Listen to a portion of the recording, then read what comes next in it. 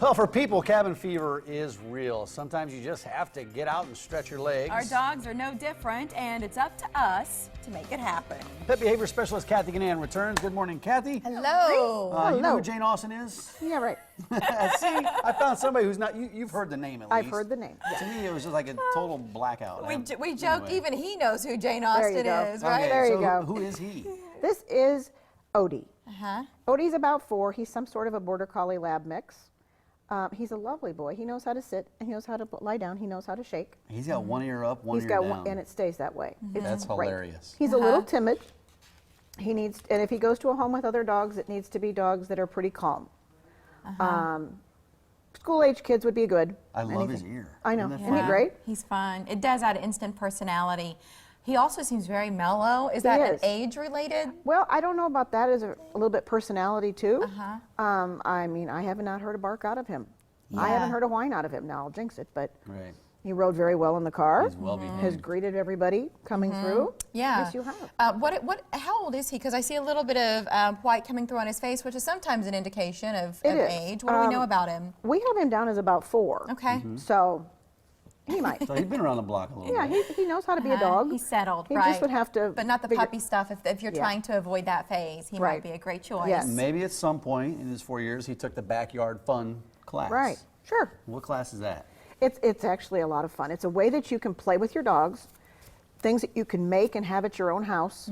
So you don't have to go somewhere, but it's great if you've got kids too, that they want to do something with the dog besides throw the ball. Fetch is a lovely game, but it gets boring after a while. And this is stuff we can do even when it gets cold out, because It you've is. seen the forecast. Sure. This week's going to get You know, tough. it's cold out there right now, but it's not like you're chomping through ice and that kind of stuff. So your dog can easily run in the backyard, but it's just things with hoops and jumps and tunnels to go through, and how to make this stuff from PVC pipe fabric, a little bit of Velcro, and some Gorilla Glue. And great. we figured out how to do this and take it apart so it all fits in. Most of it fits in a baseball bag, or the hoops can just hang on a hook in your garage. So it gets out of the way easily. It sounds like you're setting up an agility course in the A little backyard. bit, it is, but we make it out of stuff that you have in your house. And you teach us how to teach our dogs to go through it, so that we're not just putting the stuff out there and expecting them to figure it out. And that way it's a mutual thing. It's a bonding thing. But they also learn how to do it the right way, so they're not getting hurt, which is a fun thing. But besides from, maybe teaching your dog how to jump over a length of PVC pipe, I mean, it Right. gets something else out of it. There's a bonding It does. that takes place. How does it affect the dogs in their everyday activities? It does carry over. They're much more responsive because you've done something with them, you've communicated with them, and you've practiced that, so it carries over to everything else you do in your day with them. They're like, oh, I know how to, they know how to figure out how to communicate with us and us with them. It gets rid of some energy, and you do it together.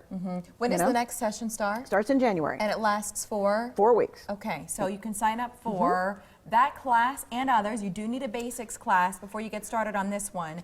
Anyhumanesociety.org. And adoption's open at noon today, and They he'll do. be up for adoption. He will be there. Yeah. Also, your microchip clinic, which we touched on Yes. during your last visit, but it's coming up in 2 days. It is. Is that The just 8th. for dogs? Dogs and cats.